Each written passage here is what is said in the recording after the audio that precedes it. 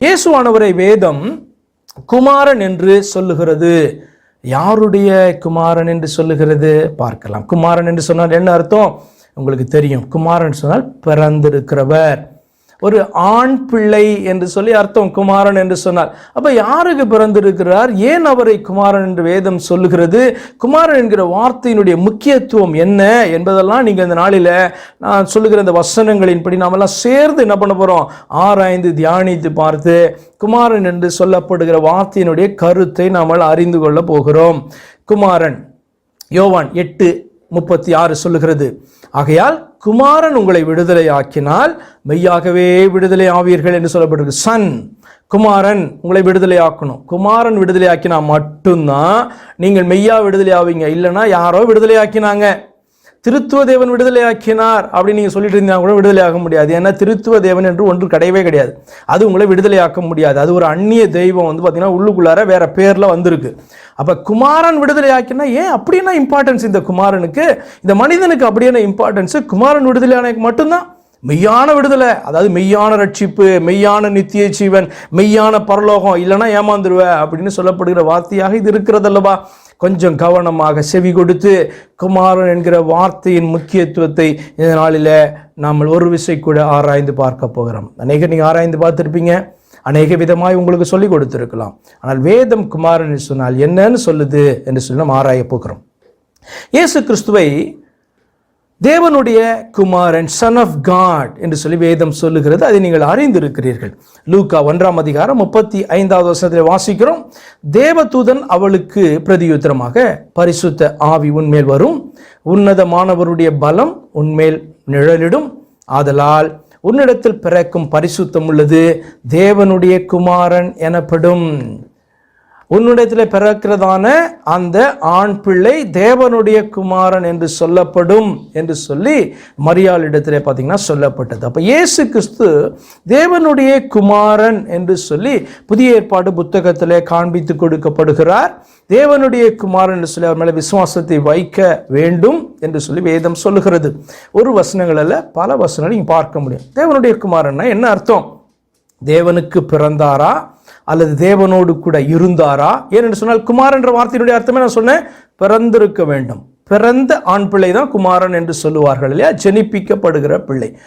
ஜெனிப்பித்தலை குறித்து நான் ஒரு செய்தி எடுத்திருக்கிறேன், அதை நீங்கள் பார்த்துக்கொள்ளுங்க. அல்லது சீட் ஆஃப் உமன், ஸ்திரீனுடைய வித்துனா என்ன அர்த்தம் என்று சொல்லி ஒரு செய்தி எடுத்திருக்கிறேன், அதை நீங்கள் பார்த்துக்கொள்ளுங்க. உங்களுக்கு புரியவில்லை என்று சொன்னால், அப்போ தேவனுடைய குமாரன் சொன்னால் தேவனால் பெற்றெடுக்கப்பட்டவர் என்று சொல்லி அர்த்தம் கிடையாது. அது ரொம்ப அசிங்கமாக போயிடும், காமவிகாரத்துக்கு ஏதுவாக போய்விடும் என்று சொல்லி யூதா புத்தகத்தில் அவர் தன்னுடைய நிருபத்தில் எழுதுகிறார். அப்போ ஒன்றான மெய்தேவனாகிய ஆண்டவரை அப்படிலாம் சொல்லக்கூடாது என்று சொல்லி பார்த்தீங்கன்னா காணப்படுது. அப்ப தேவனுடைய குமாரன் சொன்னால் தேவனாலே பெற்றெடுக்கப்பட்டவர் அல்ல, அல்லது தேவனாலே உண்டாக்கப்பட்டவரும் அல்ல. ஆனால் தேவனுடைய குமாரன் இயேசு. எப்படி திரும்பவும் பார்க்கலாம். ஆண்டவராகிய இயேசு கிறிஸ்துவ இன்னொரு வார்த்தை, குமாரன் என்ற வார்த்தை வேறொரு விதத்திலும் அவருக்கு பயன்படுத்தப்பட்டது. எப்படி, மனுஷகுமாரன் அப்படின்ற வார்த்தை அவருக்கு பயன்படுத்தப்பட்டது. இன்னும் இல்லாம ஆண்டவராகிய இயேசு இந்த பூலோகத்தில் மனிதனாய் காணப்பட்ட போது தன்னை குறித்து அதிகமாய் சொல்லிக் கொள்ளுகிற வார்த்தை இந்த மனுஷகுமார் என்ற வார்த்தை. மனுஷகுமாரன் இப்படியாய் சொன்னார், மனுஷகுமார் நீங்க விசுவாசிக்க வேண்டும், மனுஷகுமாரன் வரும்பொழுது இப்படி அப்படிலாம் சொல்லி பார்த்தீங்கன்னா பல காரியங்களை குறித்து பேசும் பொழுது தன்னுடைய ஒரு டைட்டிலாக இந்த மனுஷகுமார் என்கிற வார்த்தையை இயேசு கிறிஸ்து பயன்படுத்தினார். நீங்க சர்ச் பண்ணி புதிய ஏற்பாட்டுக்குள்ள பார்த்திருக்க முடியும். இயேசு கிறிஸ்து அதிகமாய் தன்னை குறித்து இது என்னுடைய பெயர், என்னுடைய டைட்டில் என்று சொல்லும் பொழுது மனுஷகுமாரன் என்கிற வார்த்தையை மிக அதிகமாய் பயன்படுத்தி இருக்கிறார். இது தேவனுடைய குமாரன் என்பதை காட்டிலும், கிறிஸ்து என்று தன்னை சொல்லுவதை காட்டிலும் மனுஷகுமாரன் என்ற வார்த்தையை அதிகமாய் பயன்படுத்தி இருக்கிறார். 2 வசனத்தை மாத்திரம் நான் உங்களுக்கு வாசிக்கிறேன், ஏன்னா நிறைய வசனங்கள் அதற்கு உண்டு. ஆதாரமாக ஒரு 2 வசனங்கள். மத்தேயு 18:11 வாசிக்கிறோம், மனுஷகுமாரன் கெட்டு போனதை ரட்சிக்க வந்தார் அப்படி சொல்றார். அப்ப மனுஷகுமாரனா உங்க முன்பு காணப்படுகிற நான் கெட்டு போனதை ரட்சிக்க வந்தேன் அப்படின்னு சொன்னா, உங்களை ரட்சிக்க வந்தேன், உங்களுக்கு நித்திய ஜீவனை கொடுக்க வந்தேன், உங்களுடைய ஆத்துமாவை ரட்சிப்பதற்காக காக்கும்படியாய் வந்திருக்கிறேன். எப்படி வந்திருக்கேன், மனுஷகுமாரனா வந்திருக்கிறேன் என்று சொல்லி தன்னை சொல்லுகிறேன். அப்படின்னா மனுஷகுமாரன் அங்கே இருந்தாரா? நிச்சயமா கிடையாது. மனுஷன் சொன்னால் மண்ணில இருந்து காணப்படுகிறேன், ஒரு மாம்சத்துல காணப்படுகிறவன், இந்த பூமியின் மேல நிற்கிறவன், அப்படிதான் அர்த்தம். பரலோகத்தில் பறந்து கொண்டு இருக்கிறவனே மனுஷகுமாரன் சொல்லுவீங்க? இல்லை, அது பரலோகத்தில் மனுஷகுமாருடைய சாயலுக்கு ஒப்பாய் கண்ட மனுஷகுமார் நிற்கிறதை கண்டா ஆண்டவராகிய இயேசு கிறிஸ்து அங்கே நிற்கிறார் என்று சொல்லி நாம் அறிந்து கொள்ளும்படியாக. எப்பயுமே தேவனை எப்படி தான் பார்க்க முடியும்? அவர் எப்படி நமக்கு வெளிப்பட்டாரோ அப்படி தான் நம்ம பார்க்க முடியும் இல்லையா?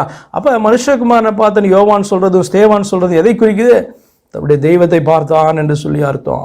நமக்காக வெளிப்பட்டவரை பார்த்தான் என்று சொல்லி அர்த்தம்.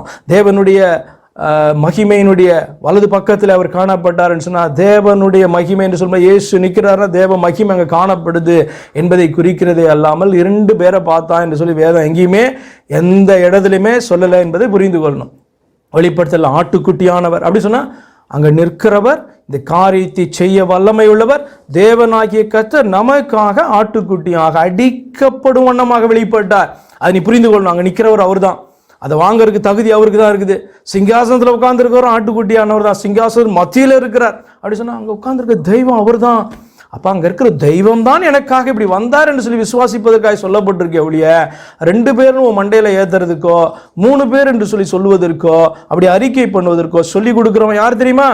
பிசாசும் பிசாசினுடைய ஊழியக்காரனுமாய் இருக்கிறான் என்பதை நீங்கள் வேத வசனத்தின்படி புரிந்து கொண்டீங்கன்னா நான் என்ன பேசி கொண்டிருக்கிறேன், எதை குறித்து பேசி கொண்டிருக்கிறேன் என்பதனுடைய ஆழம் உங்களுக்கு தெரிய ஆரம்பிக்கும். அப்போ தேவனுடைய குமாரன் என்கிற வார்த்தை இயேசு கிறிஸ்து சொல்லப்பட்டதை போலவே மனுஷகுமாரன் என்கிற வார்த்தையும் சொல்லப்பட்டது. அதை அவரே சொல்லி இருக்கிறார் இல்லையா? யோவான் 5:27 வாசிக்கிறோம். அவர் மனுஷகுமாரனாய் இருக்கிறபடியால் நியாய தீர்ப்பு செய்யும்படிக்கு அதிகாரத்தையும் அவருக்கு கொடுத்திருக்கிறார். ஏன் மனுஷகுமாரன்? மனுஷனிடத்தில் பிறந்தவர், மனுஷனுடைய வயிற்றில் அவர் தமக்கு சரீரம் வேண்டும் என்பதற்காக கற்பத்தில் உண்டாக்கி என்ன பண்ணார்? மனிதனாக வெளிப்பட்டார். ஒரு இடத்துல நீங்கள் வாசிக்க முடியும், தமக்கு ஒரு சரீரத்தை ஆயத்தப்படுத்தி அந்த சரீரத்திலே வந்தார் என்று புஸ்தக சூழலில் எழுதப்பட்டிருக்கிறபடியாக இதோ வருகிறேன் என்று சொல்லி வருகிறாராம். ஆனால் என்ன அர்த்தம்?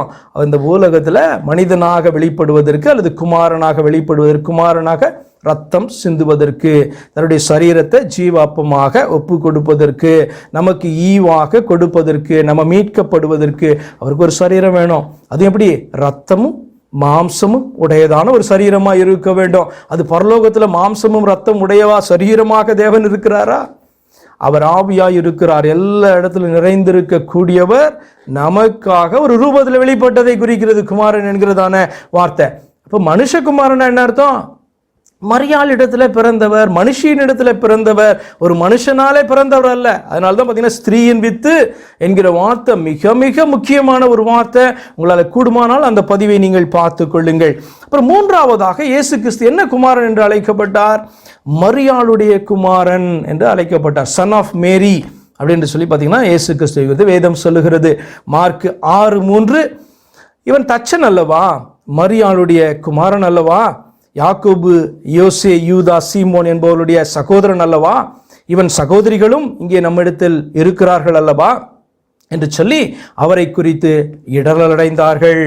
அப்போ வெறும் இவர் குமாரன் தான், மரியாளுடைய குமாரன் தான் நினைக்கிறவன்லாம் இடரல் அடைவான். இயேசு சும்மா வெறும் தேவனுடைய குமாரன் தான் அப்படின்னு நினைக்கிறவன் இடரல் அடைவான். இயேசு குமாரன் விடுதலை ஆகிக்கினா நம்ம விடுதலை ஆகும்னு சொல்லியிருக்கு, அதனால குமாரனை விசுவாசிக்கிறேன் அப்படின்னு இவர் சாதாரண குமாரன் தான் நினைக்கிறவன் இடரல் அடைவான். அப்போ இந்த குமாரன் என்கிற வார்த்தையினுடைய கருத்தை அறியாத அத்தனை பேரும் இந்த வசனத்தின்படி இடரல் அடைவார்கள் என்பதில் சந்தேகமே கிடையாது. திரும்பவும் சொல்லுகிறேன், மரியாளுடைய குமாரன் என்று அழைக்கப்பட்டார். யோசேப்பினுடைய குமாரன் என்று சொல்ல எண்ணப்பட்டார். லூக்கா 3ஆம் அதிகாரம் என்று சொல்ல இருக்கிறேன் ஆரம்பத்தில் யோசேப்பின் குமாரன் என்னப்பட்டார் அப்படின்னு என்ன தெரியுமா அர்த்தம்? பயாலஜிக்கல் ஃபாதர் யோசேப்பு கிடையாது. இயேசுவுக்கு பயாலஜிக்கல் ஃபாதர் என்று சொல்லி யாருமே கிடையாது. சரீரத்தின்படி தகப்பன் என்று அவருக்கு யாருமே கிடையாது.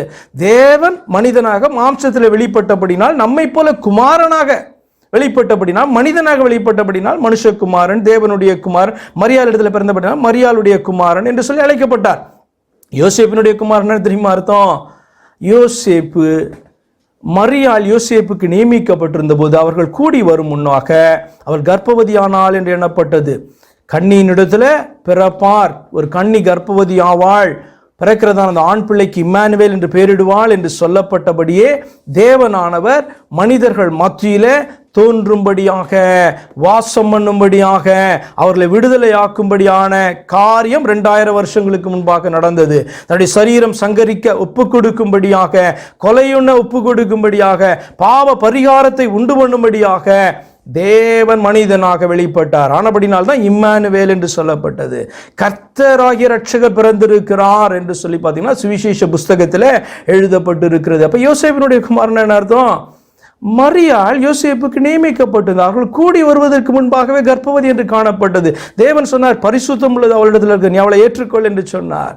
ஏற்றுக்கொண்டான். ஏற்றுக்கொண்டபடினாலே இயேசு லீகலி யோசேப்பினுடைய குமாரன் என்று சொல்லப்பட்டார். லீகல் ஹேரா, முதல் பிள்ளையாக, அந்த குடும்பத்திலே காணப்படுற முதல் பிள்ளையாக யோசேப்பு சிங்காசனத்தில் உட்காருவானா, அடுத்து இயேசு கிறிஸ்து சிங்காசனத்தில் உட்கார முடியும். அவர் பார்த்தீங்கன்னா தாவீதின் குமாரன் எனப்பட்டான் யோசேப்பு.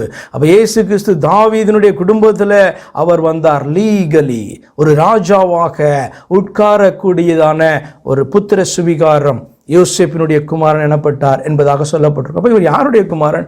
யோசேப்பு குமாரனா, மரியாளுடைய குமாரனா, தேவனுடைய குமாரனா, அல்லது மனுஷகுமாரனா, அல்லது இவர் வெறும் குமாரனா? அப்போ குமாரன் என்கிற அந்த வார்த்தை டைட்டில் எதற்காக ஆண்டவராகிய இயேசு கிறிஸ்துவுக்கு சொல்லப்பட்டது? அவருடைய நாமத்தின் மேலே விசுவாசத்தை வைக்கணும் என்று எழுதப்பட்டிருக்கிறது என்கிறதனுடைய கருத்தும் ரகசியம் உங்களுக்கு தெரிஞ்சதுன்னா, குமார் என்ற வார்த்தை உங்களை இடர பண்ணாது. அது உங்களை ஆசீர்வாதத்தை கொண்டு வருகிறதாய், உங்களுக்கு தெளிவை கொண்டு வருகிறதாய், உங்களுக்கு சந்தோஷத்தை கொண்டு வருகிறதாய், இவரே மெய்யான தேவன் என்று அறிந்து கொள்வதற்கு பிரயோஜனம் உள்ளதாய் அந்த வார்த்தை மாறுமே ஒழிய, அநேக கிறிஸ்தவர்கள் இன்னைக்கு டிஸ்டர்ப் பண்ற வார்த்தை என்ன தெரியுமா? இயேசு தேவனுடைய குமாரன் அப்படின்ற வார்த்தையை கேட்டு இவர் இரண்டாவது தெய்வம், திருத்துவத்தில் ஒரு தெய்வமா உள்ள வச்சிடலாம் இவரை அப்படி என்று சொல்லி அந்நிய தெய்வத்தை உள்ளுக்குள்ளார கொண்டு வராங்க. அந்நிய இயேசுவை, அதாவது அந்நிய ரட்சகரை உள்ள கொண்டு வராங்க. அப்படி ஒரு ரட்சகரும் கிடையாது, அப்படி ஒரு தெய்வமும் கிடையாது. ஒன்றான மெய் தேவன் நமக்காக மாம்சத்தில் வெளிப்பட்டார் என்பதை சத்தியமாய் காணப்படுது.